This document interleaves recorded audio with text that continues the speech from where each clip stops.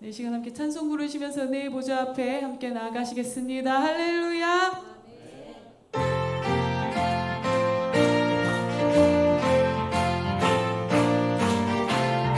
구주 예수 구주 예수 의지하는 힘이 깊은 이르세 영생 허락받았으니 의심하지 없고 구주 예수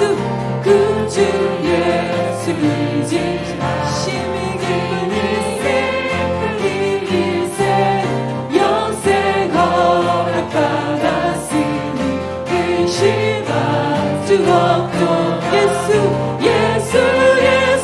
믿는 것은 받은 증거만 떠나 예수 귀한 예수 믿음 더욱 주소서 구주 예수 의지하는 힘이 깊은 이르세 주를 믿는 나의 마음 주님의 피에 예수 믿는 것은 받은 증거만 떠나 예수 귀한 예수 믿음 더욱 주소서 구주 예수 의지 죄 아파서 버리네 하늘 받고 영생함 주께 모두 얻은 할렐루야 예수 믿는 것은 받은 증거만 떠나 예수 귀한 예수 믿음 더욱 주소서 구주 예수 의지하여 구원함을 얻었네 영원 무궁지라도록 주여 함께 하소서 예수 믿는 것은 받은 증거만 떠나 예수 귀한 예수 믿음 더욱 주소서 구주 예수 의지 죄 아파서 버리네 영생 허락받았으니 의심하지 없던 예수 믿는 것은 받은 증거만 떠나 예수 귀한 예수 믿음 더욱 주소서 구주 예수 의지하여 구원함을 얻었네 영원 무궁지라도록 주여 함께 하소서 예수 믿는 것은 받은 증거만 떠나 예수 귀한 예수 믿음 더욱 주소서 예수 믿는 것은 받은 증거만 떠나 예수 귀한 예수 믿음 더욱 주소서 예수 믿는 것은 받은 증거만 떠나 예수 귀한 예수 믿음 더욱 주소서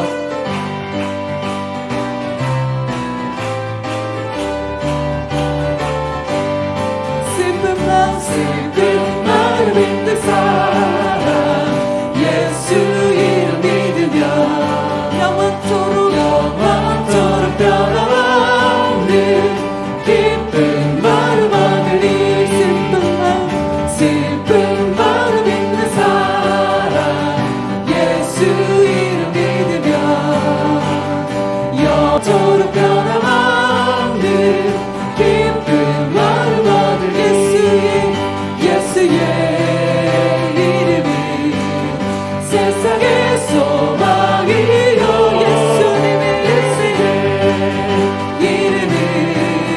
천국의 기쁨일세 거룩하신 주의 이름 너희의 앞에 삼으라 환난 시험 당할 때에 주께 기도드려라 예수의 이름이 세상의 소망이요 예수의 이름은 천국의 기쁨일세 존귀하신 주의 이름 우리 기쁨 보좌 앞에 나아가 왕의 왕께 경배하며 별 유관을 드리니 예수의 이름은 세상의 소망이요 예수의 이름은 천국의 기쁨일세 존귀하신 주의 이름 우리 기쁨 내 노래 기쁨 되십니다 주의 품에 안길 때에 기뻐 찬송 부르리 예수의 이름은 세상의 소망이요 예수의 이름은 천국의 기쁨일세 예수의 이름은 세상의 소망이요 예수님의 이름은 천국의 기쁨일세 우리 갈 길 다간 후에 보좌 앞에 나가 왕의 왕께 경배하며 열유관을 드리니 아멘 예수의 이름은 세상의 소망이요 예수의 이름은 천국의 기쁨일세 예수의 이름은 세상의 소망이요 예수의 이름은 천국의 기쁨일세 예수의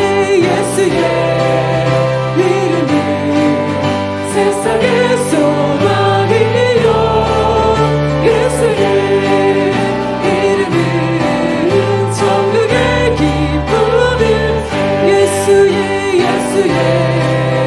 이름은 세상의 소망이요 예수의 이름은 천국의 기쁨일세 천국의 기쁨일세 천국의 기쁨일세 할렐루야 예수 그리스도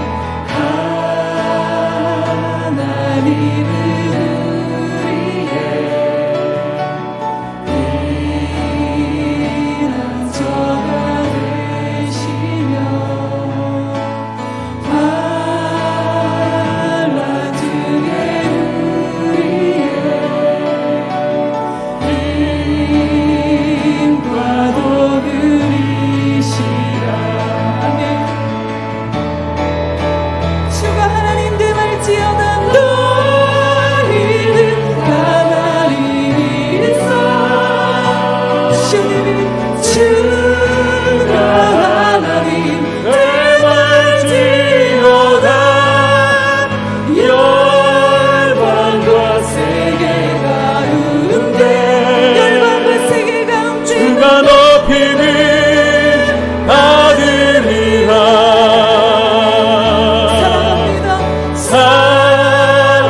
사랑합니다 내 아버지. 찬양합니다 내 온 맘 다하여 선포합니다 예수 그리스도. 주님 오심을 기다리며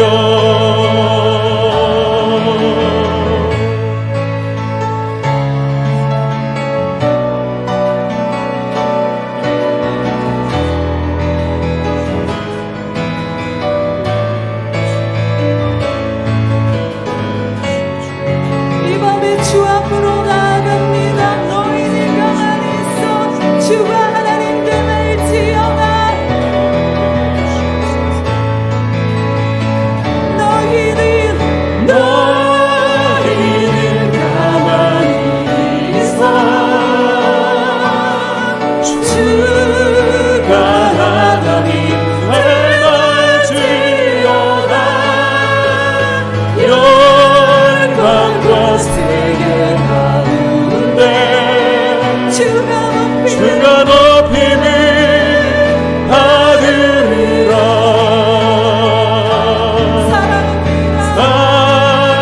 사랑합니다 내 아버지. 찬양합니다 내 온 맘 다하여 선포합니다 예수 그리스도. 주님 오심을 기다리며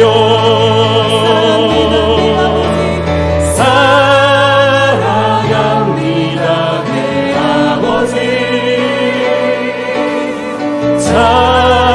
찬양합니다 내 온 맘 다하여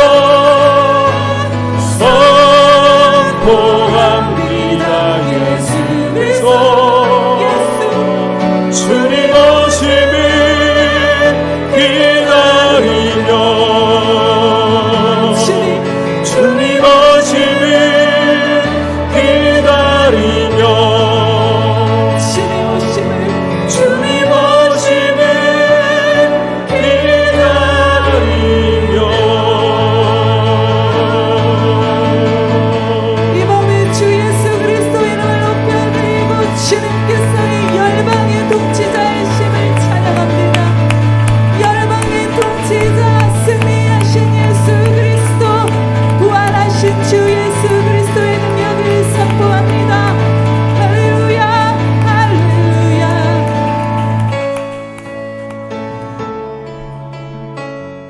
자비로우신 주님, 이 밤에 우리가 주님 앞에 나와 주님의 얼굴을 구하며 예배합니다. 믿음으로 주님 앞에 나아올 때에 상 주시는 아버지, 이 밤에 주님의 얼굴을 우리의 마음을 다해 성품을 다해 힘을 다해 구하며 주님을 만나는 복된 예배가 되기를 원하오니 성령께서 우리의 마음을 사모함으로 갈급함으로 채워주시고 주님의 보혈이 이 시간 우리의 예배를 덮으시고 우리 마음을 덮으셔서 이 시간 신령과 진정으로 주님을 예배할 수 있도록 주님의 거룩하신 이름이 홀로 존귀와 영광을 받으시도록 주님 이 예배를 주장하여 주시옵소서. 그리고 오늘 말씀을 들고 또 강단에 서게 될 정하원 전도사님에게 성령으로 기름 부으셔서 준비한 말씀이 하나님의 음성의 통로가 되도록 주님의 음성을 듣는 시간이 되도록 주님 역사하여 주시옵소서. 같이 합심해서 기도하겠습니다. 하나님 아버지 감사를 드립니다. 이 밤에 주님 앞에 우리가 나왔습니다. 아버지, 우리의 마음과 정성과 힘을 다해 주님의 얼굴을 구하며 주님을 사모하며 예배합니다. 주님만이 홀로 높임을 받으시옵소서. 주님의 이름만이 찬송과 존귀와 영광과 우리의 경배를 받으시고 주님 이 밤에 주의 성령으로 우리의 마음을 다스리시고 인도하여 주셔서 주님 우리 마음이 가난하고 갈급하고 주님의 얼굴을 전심으로 사모하게 하여 주시옵소서. 주님 간구합니다. 우리의 마음이 주님을 참으로 사모하도록 주님 우리 마음을 다스려 주시옵소서. 주님의 보혈이 예배를 덮으시고 우리 마음을 덮으셔서 주님 이 시간 예배하는 우리가 주님의 그 보혈의 능력으로 그 보혈의 정결함과 의로움과 거룩함으로 아버지 예배하며 주님을 만나는 축복의 시간이 되고 주님만을 높여드리게 하여 주옵소서. 오늘도 주님의 말씀을 들고 이 강단에 서게 될 우리 정하원 전도사님에게 성령으로 기름 부어주시고 준비한 말씀 가운데 역사하여 주셔서 주님의 귀한 음성의 통로로 아버지 이 밤에 쓰임받게 하여 주시고 말씀을 듣는 우리 또한 이 말씀을 잘 깨닫고 또 함께 아멘으로서 주님의 귀한 음성을 듣는 시간 되도록 주님 역사하여 주시옵소서. 너희는 가만히 있어 너희는 가만히 있어 주가 하나님 외말지어다 열방과 세계가 우는데 주가 높임을 받으리라. 사랑합니다. 사랑합니다 내 아버지 찬양합니다 찬양합니다 내 온 맘 다 선포합니다 선포합니다 예수 그리스도 주님 오심을 기다리며 주님 오심을 기다리며 주님 오심을 기다립니다. 주님 오심을 기다리며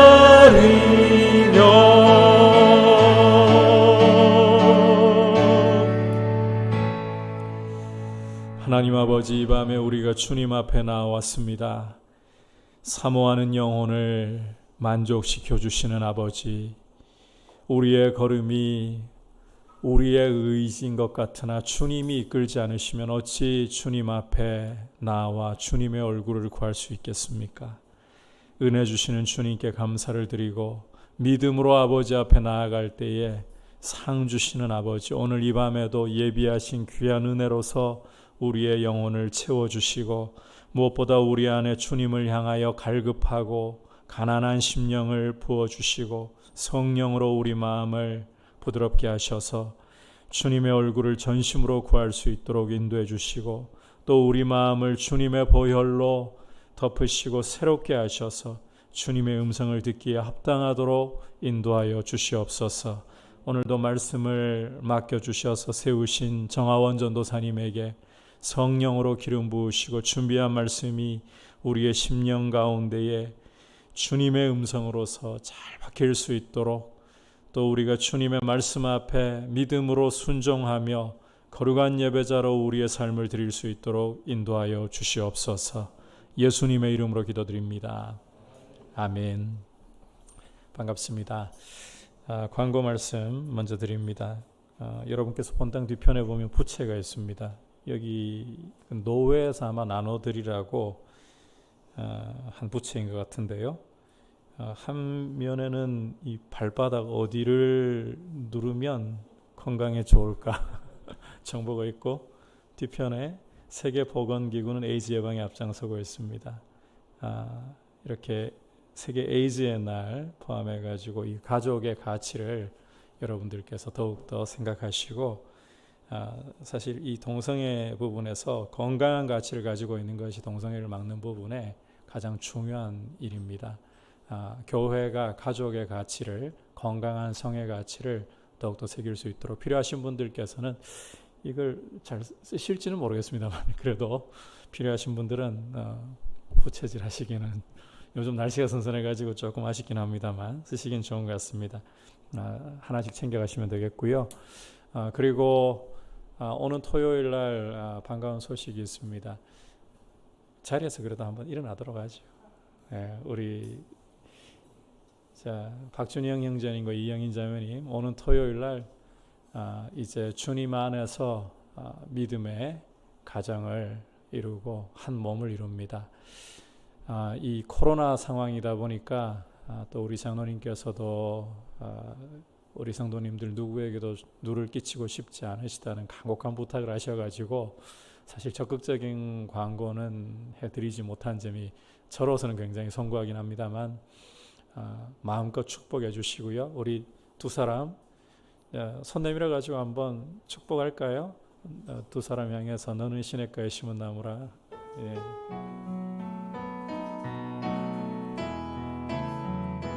너는 시냇가에 심은 나무라.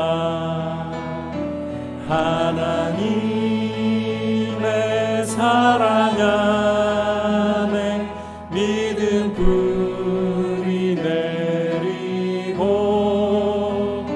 주의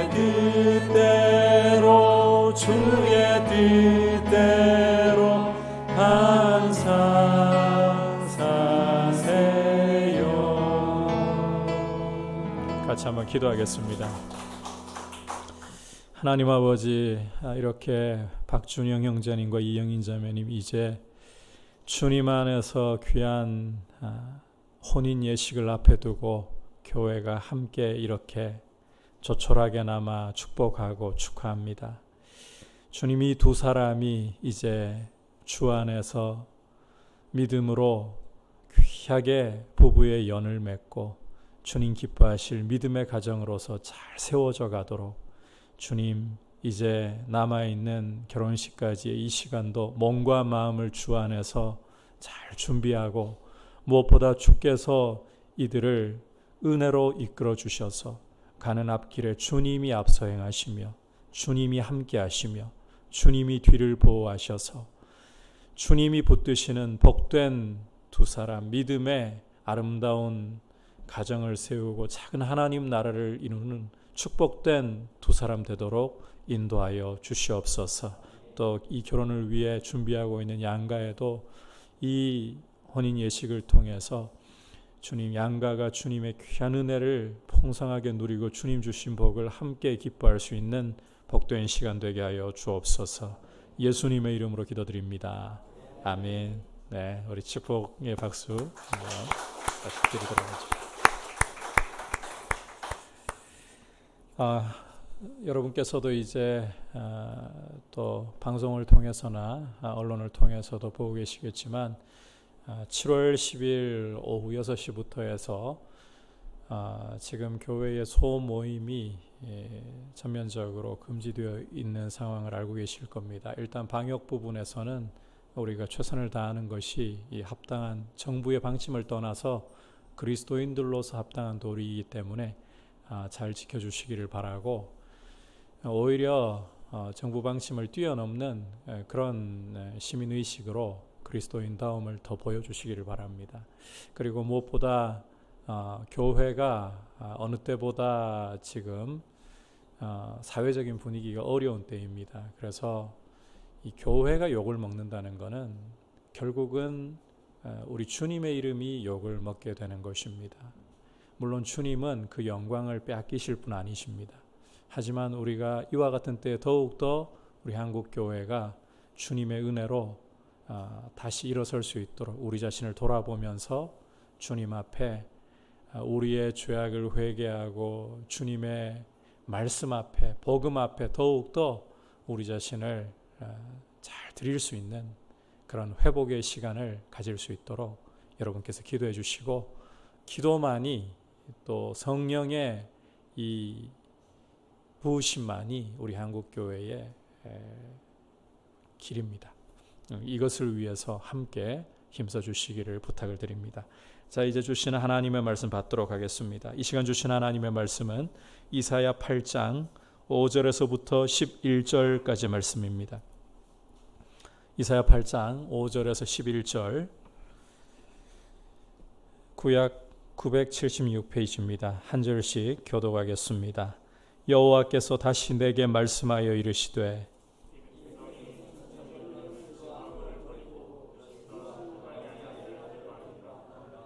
그러므로 주 내가 흉용하고 창일한 큰 하수 곧 아수르 왕과 그의 모든 위력으로 그들을 뒤덮을 것이라. 그 모든 골짜기에 차고 모든 언덕에 넘쳐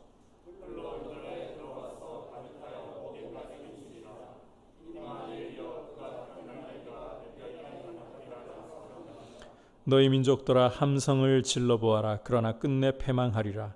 너희 먼 나라 백성들아 들을지니라. 너희 허리를 동이라. 그러나 끝내 패망하리라. 너희 허리에 띠를 띠라. 그러나 끝내 패망하리라.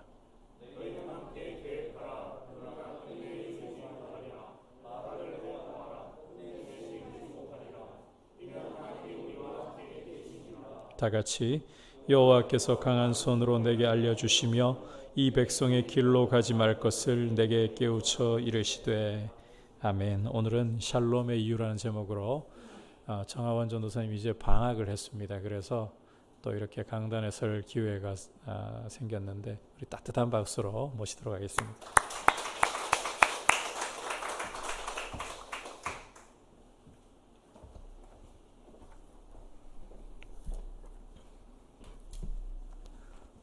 네, 성도님들은 요즘에 평안하신가요? 요즘같이 어려운 시기에는 어쩌면 평안하신가요? 라고 묻는 이 일상적인 인사말조차도 마치 놀리는 것처럼 들릴 수도 있을 것 같습니다.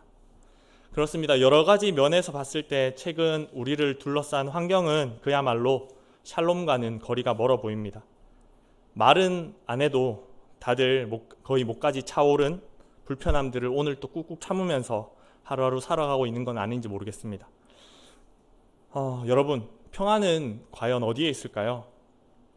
우리가 오늘 말씀을 통해서 함께 찾아보기를 원합니다. 오늘 함께 읽은 말씀 속에 이스라엘 백성들의 상황은 오늘날 우리가 처한 상황과 같이 평안함과는 거리가 멀어 보입니다. 본문의 말씀이 선포되던 시기는 아하스 왕이 남유다를 통치하는 시기였습니다. 이 시기에 유다는 상당한 위기에 처해 있었습니다. 그 위기는 바로 비록 갈라섰지만 형제 나라라고 할 수 있는 북이스라엘의 위협이었습니다. 물론 이스라엘은 남유다와 북이스라엘로 분열된 이래로 그 둘 사이에 갈등이 꾸준히 있어 왔습니다. 하지만 오늘 말씀의 그 시기에 둘 사이는 이전과 비교했을 때도 많이 심각해 보입니다. 왜냐하면 외부 세력이 끼어들었기 때문입니다. 바로 북이스라엘의 베가 왕이 아람의 르신 왕과 손을 잡고 남유다를 침략해온 것입니다. 더 이상 형제들만의 싸움이 아니게 된 것입니다. 이처럼 둘 사이에 외부 세력이 개입을 하기 시작했다는 것은 상황이 점차 파국으로 치닫고 있다는 것을 보여줍니다. 실제로 이로부터 수년 뒤에 북이스라엘은 멸망한다라는 것을 우리는 성경을 통해 알고 있습니다.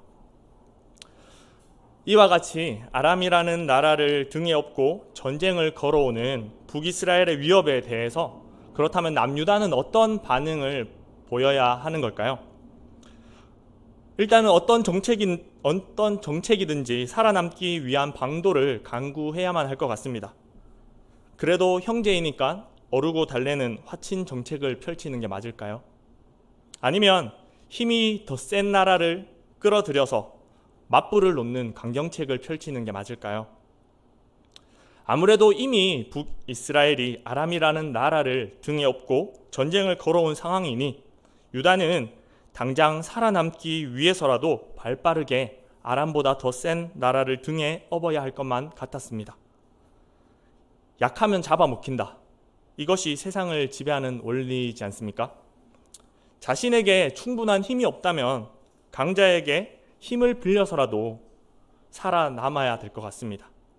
이것이 세상을 살아가는 방법입니다.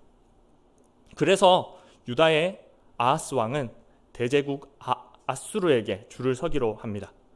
아수르는 당시 고대 근동 지역의 패권을 쥐고 있던 강력한 제국이었으니 유다가 선택할 수 있는 최선의 패라고 할 수 있습니다.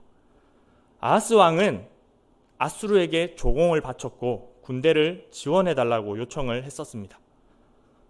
북이스라엘이 아람을 등에 업고 먼저 치고 들어온 상황이니 이런 아하스 왕의 행동을 마냥 손가락질 할 수만 없을 것 같습니다. 분명 세상의 원리에 비춰 봤을 때는 그렇습니다. 하지만 하나님의 백성된 도리로서는 그렇지가 않습니다. 아하스 왕에게는 분명한 잘못이 있습니다. 그 잘못은 다름 아닌 바로 아하스 왕이 하나님의 말씀을 듣지 않았다는 것에 있습니다. 하나님의 말씀을 듣지 않았다는 것이 그의 잘못이었습니다.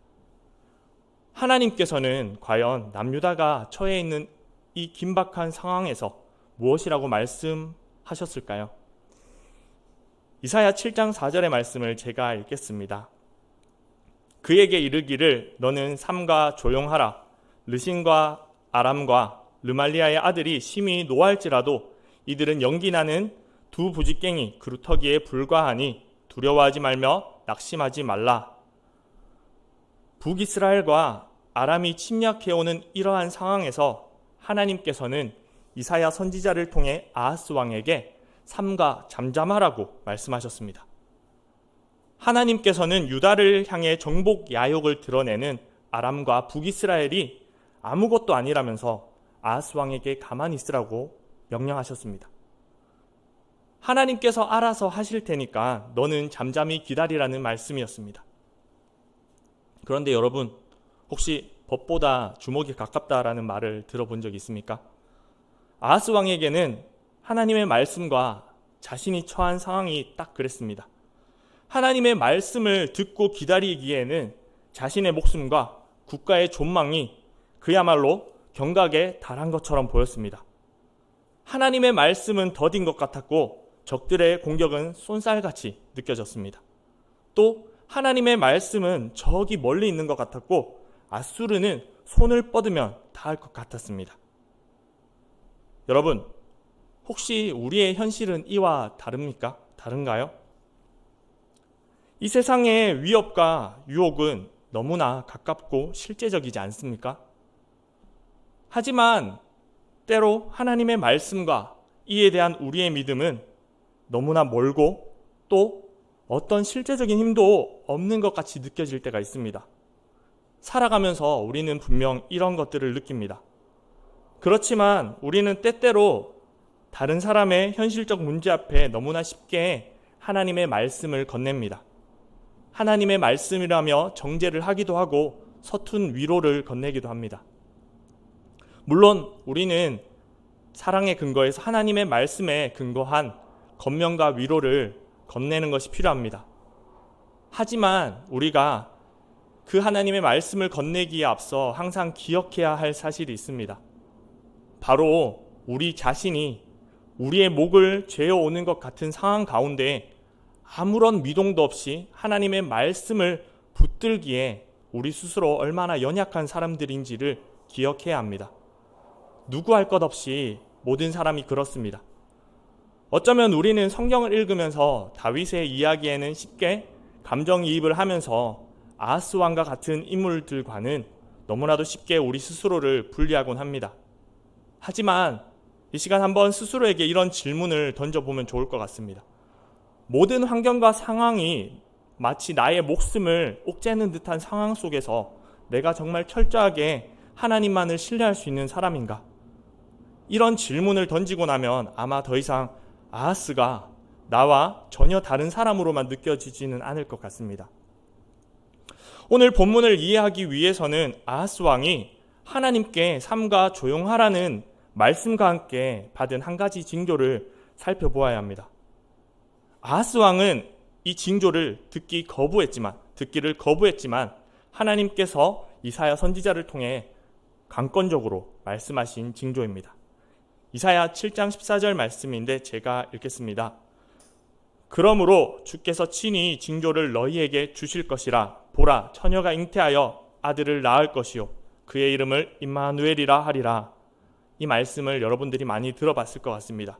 우리는 이 말씀을 아하스가 처한 시대적 상황에 비추어 바라보기보다는 동정녀 마리아에게 잉태된 메시아 예수님의 탄생에 비추어 보는 것이 더 익숙할지도 모르겠습니다. 하지만 이 말씀은 장차 오실 메시아를 예언하는 말씀이기 전에 북이스라엘과 아람으로부터 국가의 존망을 위협받고 있는 아하스 왕과 유다에게 먼저 주어진 하나님의 보호의 말씀이었습니다. 지금 상황이 마치 아람과 북이스라엘의 공격에 의해서 유다가 금방이라도 망할 것 같지. 하지만 봐라, 처녀가 아들을 낳을 건데 그 아들의 이름은 임마누엘로서 하나님께서 함께 하신다는 뜻이다. 그 아이는 별 탈 없이 잘 자라서 옳고 그름을 판단할 수 있는 나이가 될 때는 엉긴 젖과 꿀을 먹을 것이다. 그리고 이러한 때가 오기도 전에 네가 미워하는 북이스라엘과 아람은 황폐하게 될 것이다. 하나님께서 이 징조를 통해 이렇게 말씀하고 계신 것입니다. 다른 것을 의지하지 않고 임마누엘 함께 하시는 하나님만을 신뢰한다면 하나님께서 친히 북이스라엘과 아람을 황폐하게 하셔서 유다를 지키시겠다는 약속이 담긴 징조였습니다. 하나님께서는 마치 아이를 돌보는 어머니처럼 유다와 함께 하시며 돌보시겠다라는 말씀을 하신 것입니다. 그러나 아하스 왕은 이러한 하나님의 징조를 듣고도 가만히 기다리지 못했습니다. 그는 결국 아수르를 끌어들였습니다. 보이지 않는 하나님을 신뢰하기보다 눈에 보기에 강력한 아수르의 힘을 의지하기로 한 것입니다. 그 결과가 바로 오늘 본문 말씀에 나타나고 있습니다. 본문에서는 먼저 북이스라엘에 대한 말씀이 주어지고 있습니다. 6절 말씀입니다. 우리 함께 읽도록 하겠습니다. 이 백성이 천천히 흐르는 실로아 물을 버리고 르신과 르말리아의 아들을 기뻐하느니라. 이 백성, 북이스라엘은 천천히 흐르는 실로아 물을 버렸다라고 말씀합니다. 여기에서 물이 갖는 이미지는 살리는 이미지입니다. 유구하게 흘러가는 실로아 물은 오랜 이스라엘 역사 속에서 그들을 지키시고 돌보신 하나님의 능력과 은혜를 상징적으로 보여줍니다. 하지만 북이스라엘은 이러한 하나님의 능력을 등지고 르신과 르말리아의 아들을 기뻐하였습니다. 북이스라엘 백성들이 아람과 손을 잡고 유다를 핍박하며 나라가 더욱 강대해지는 것에 만족하였던 것입니다. 이처럼 약육강식의 원리를 따라 동족에 대해서도 지배 야욕을 드러내는 북이스라엘과 동맹국 아람에 대해서 이어지는 7절 말씀에서 심판이 선포됩니다. 우리 함께 읽도록 하겠습니다. 그러므로 주 내가 흉용하고 창일한 큰 하수 곧 아수르 왕과 그의 모든 위력으로 그들을 뒤덮을 것이라. 그 모든 골짜기에 차고 모든 언덕에 넘쳐. 여기서 큰 하수가 보여주는 물의 이미지는 죽이는 이미지입니다. 큰 하수, 아수르가 뒤덮는다는 것은 그 아수르에 의해서 죽임당하고 멸망당할 것을 보여주고 있는 것입니다.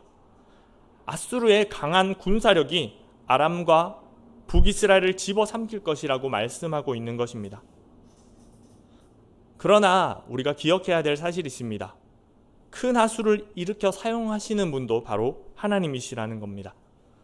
실로아 물로 이스라엘을 지금까지 보살피시고 지키시며 먹여 살리신 하나님께서 지금은 큰 하수 아수르로 북이스라엘을 멸망시키시겠다 말씀하시는 것입니다.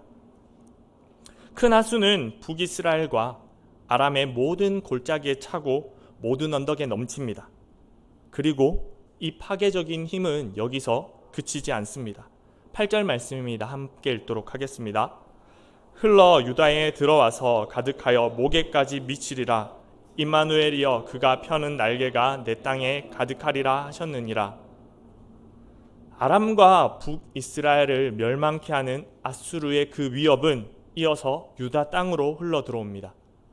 북이스라엘과 아람의 위협을 막기 위해 끌어들였던 아수르는 이제 유다의 목을 죄어오는 존재가 됩니다. 북이스라엘과 아람의 위협이 사라졌다고 해서 좋아할 새도 없이 아수르에 의해 그야말로 목에까지 물이 차오른 듯한 상황에 처하게 된 것입니다. 당장 어떻게든 눈앞에 북이스라엘과 아람만 물리치면 될 것 같았습니다. 그런데 이를 물리친 더욱 강력한 힘에 의해서 다시 죽을 것 같은 상황에 처하게 되는 것입니다. 위기는 끝이 없습니다. 가슴이 답답해져 오고 목을 죄는 듯한 세상의 위협은 사는 동안 계속됩니다. 아무런 위협도 유혹도 없는 상태가 만약 샬롬이라고 한다면 이 세상에 샬롬은 없습니다. 특히 우리는 어찌어찌 어려움을 극복하며 살다가도 어느 날은 도저히 아무 답도 없는 문제를 맞닥뜨릴 때가 있습니다. 마치 오늘 말씀 속 남유다의 상황처럼 말입니다. 아하스 왕이 마치 하나님의 도우심을 전면 거부하며 아수르의 힘을 의지하다가 남유다 전체가 외통수에 빠진 것만 같은 상황입니다. 임마누엘의 하나님, 함께 하시겠다는 하나님을 저 멀리 밀어낸 것만 같았습니다. 그래서 감히 하나님의 도움을 기대할 수도 없이 꼼짝없이 죽을 것만 같은 상황입니다.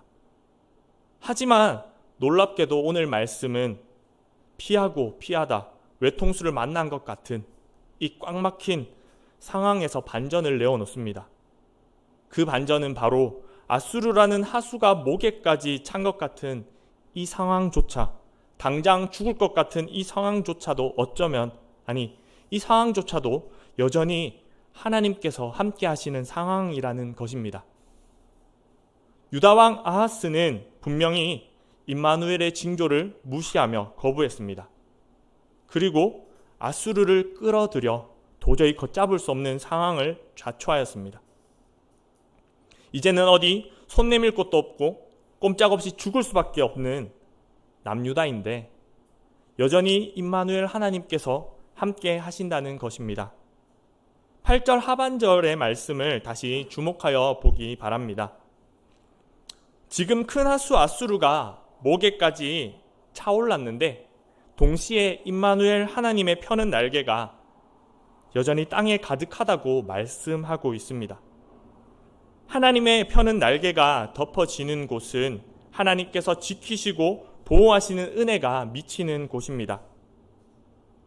분명히 현실은 아수르라는 대적이 금방이라도 집어삼킬 듯한 형세가 맞습니다.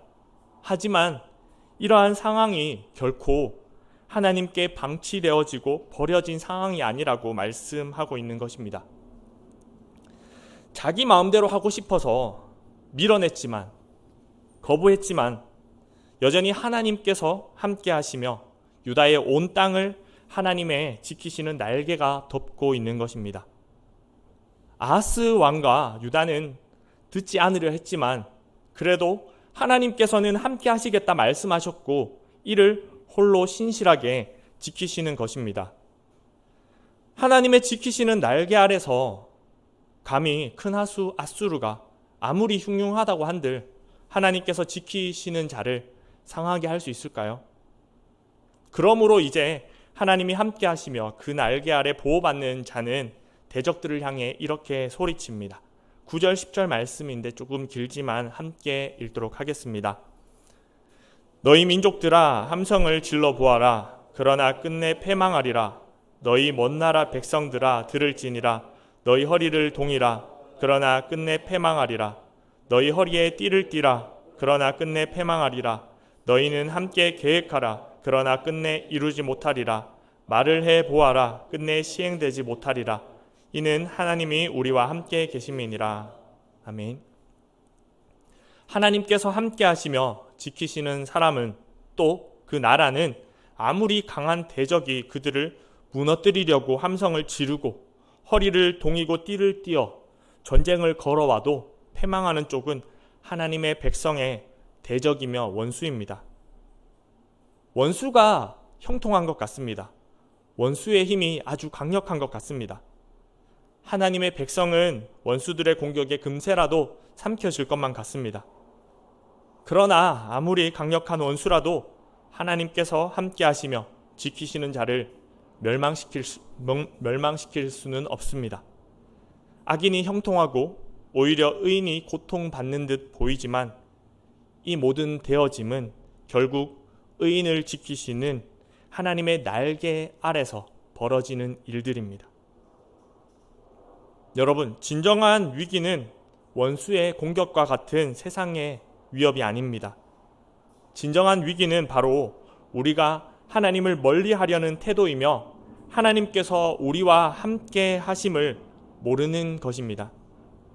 그렇다면 반대로 진정한 평안은 무엇일까요? 샬롬은 어디에 있을까요? 바로 우리의 샬롬은 바로 흔들리지 않는 하나님의 함께 하심에 있습니다. 임마누엘이야말로 그 어떤 원수도 위협할 수 없는 우리 샬롬의 근거인 것입니다. 오늘날 우리는 지금껏 경험해보지 못한 시대를 살아가고 있습니다. 코로나 바이러스가 사람들을 병들게 하는 것은 물론 사회의 많은 영역들을 병들게 하고 있습니다. 마찬가지로 교회도 코로나 바이러스로 인해서 지금껏 경험해보지 못한 위기를 직면하고 있습니다. 전례를 찾아볼 수 없이 교회의 현장 예배가 제재를 받고 교회의 공동체성이 크게 위축되는 그런 상황을 맞닥뜨렸습니다. 코로나가 마치 온 사회는 물론이고 교회마저 잠식시키는 것 같은 그런 위기의 시대를 살아가고 있습니다. 그럼에도 우리는 여전히 평안한가요?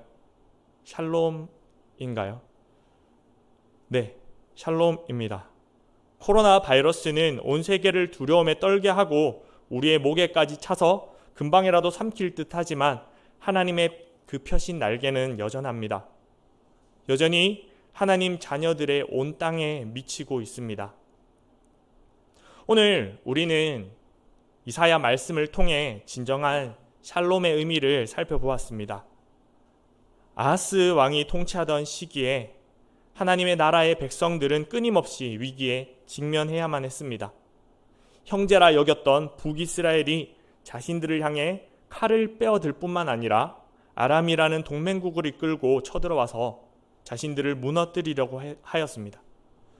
그때에 하나님께서 함께 하시겠다 하며 하나님만 신뢰하라고 말씀하셨지만 아하스 왕은 그 말씀을 듣지 않고 제국 아수르의 힘을 의지했습니다. 하지만 자신들을 지켜줄 것이라 여겼던 제국 아수르의 힘은 오히려 덩치를 키워 유다 땅을 삼키려 들었습니다. 꼼짝없이 집어삼켜질 그때에 임마누엘의 하나님께서 그 신실하심을 따라 변함없이 그 땅의 펴신 날개로 보호하심을 깨닫게 하셨습니다. 이를 통해 우리는 샬롬이 어떤 변화하는 환경이나 세상의 그 어떤 것으로 얻을 수 있는 것이 아니라는 것을 깨닫습니다. 진정한 샬롬은 바로 그 어떤 상황에도 흔들리지 않는 하나님의 함께 하심에 달려있는 것입니다. 임마누엘이라는 이름으로 오신 메시아 예수님은 십자가에 달려 죽으시며 우리를 죄에서 속량하셨습니다. 그래서 죄인된 우리로 하여금 하나님과 화목케 하셨습니다. 우리 속에는 이제 하나님의 영이시며 그리스도의 영이신 성령께서 영원히 내주하십니다. 우리 안에 오신 성령 하나님께서는 우리를 결코 떠나시지 않습니다. 성령으로 세례를 받은 우리는 이처럼 임마누엘을 누리며 살아갑니다. 하나님께서 함께 하시는 자에게 그의 뜻에 따라 고난은 있어도 멸망은 없습니다. 그러므로 말씀을 듣는 이 자리에 계신 모든 성도님들께서 금방이라도 우리를 삼킬 것 같은 고난 속에서도 우리와 변함없이 함께 하시는 하나님을 신뢰함으로 감히 세상이 빼앗을 수 없는 평안을 누리시기를 축복합니다.